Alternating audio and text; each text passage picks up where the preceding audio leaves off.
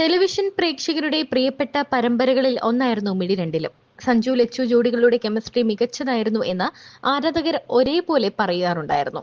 ഇവരുടെ പേരിൽ ഫാൻ പേജുകളും സജീവമാണ്. സ്ക്രീനിലെ മികച്ച കെമിസ്ട്രി ഇരുവരും ജീവിതത്തിലേക്ക് പകർത്തിയത് കഴിഞ്ഞ ദിവസമാണ്. ഇരുവരും ഒന്നിച്ച് വിവാഹം കഴിച്ചിരിക്കുന്നു. ഇവരൊന്നിച്ചെങ്കിൽ എന്ന് ആഗ്രഹിച്ചവരെ സംബന്ധിച്ച് വലിയ സന്തോഷം തന്നെയാണിത്. എന്നാൽ ഇത്ര ചെറിയ പ്രായത്തിലെ മേഘയ്ക്ക് ഇത് വേണമായിരുന്നോ എന്ന് ചോദിക്കുന്നവരുമുണ്ട്.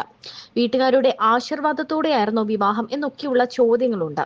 ഇപ്പോൾ എല്ലാ ചോദ്യങ്ങൾക്കും ഉത്തരവുമായി മേഘയും സൽമാനും രംഗത്തെത്തിയിരിക്കുകയാണ്. മൈൽ സ്റ്റോൺ മേക്കേഴ്സിന് നൽകിയ അഭിമുഖത്തിലാണ് ഇവർ ആദ്യമായി വിവാഹശേഷം വിശേഷങ്ങൾ പങ്കുവെച്ചുകൊണ്ട് രംഗത്തെത്തിയിരിക്കുന്നത്. സൽമാനെ ആദ്യം പ്രപ്പോസ് ചെയ്തത് താനാണെന്ന് തുറന്നു പറയുകയാണ് മേഘ.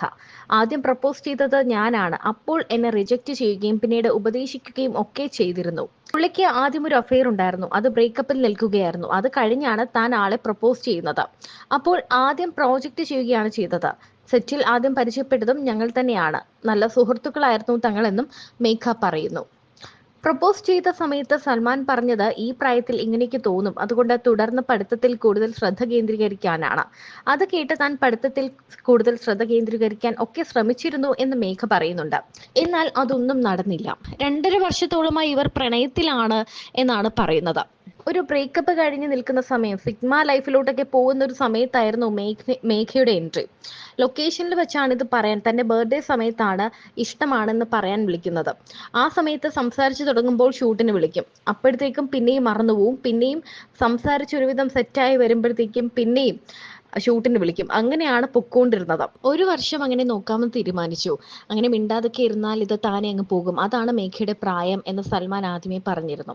അപ്പോൾ 1 വർഷം ഇതിങ്ങനെ തന്നെ നിന്നാൽ, ഈ ഇഷ്ടം ഇതുപോലെ നിന്നാൽ എന്നെ അക്സെപ്റ്റ് ചെയ്യുമോ എന്നാണ് മേഘ ചോദിച്ചത്.